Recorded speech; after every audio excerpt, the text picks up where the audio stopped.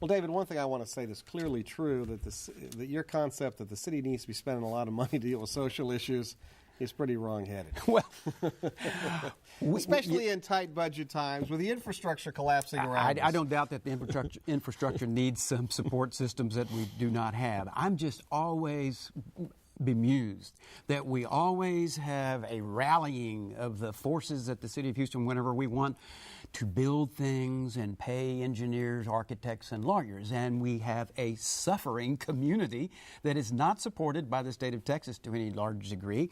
And the budget is for the City of Houston is directed at all the deal crowd and cops, and that's it. Well, no, the biggest percentage of the budget is for public safety. And I think people generally expect from their city government public safety and a good infrastructure. I mean, that's the basics. If you can't do that right, they don't really care about much anything else. You seem to think they really want the city dealing with social issues, health care, after-school programs, dropout prevention. You want the city involved in things that other entities are getting lots of tax dollars for and it's quite honestly not performing. You're exactly right that is what I want the city to be focusing on to some degree. And if they're not going to use the present tax system in diverting resources from public safety even, as we know they're heavy in employee costs, then I want them to be advocates at the state level to make sure that the state of Texas is doing its job.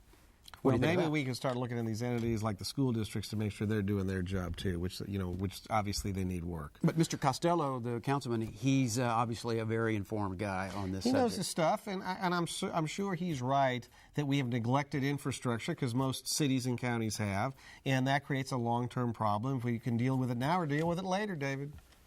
You got it, Gary.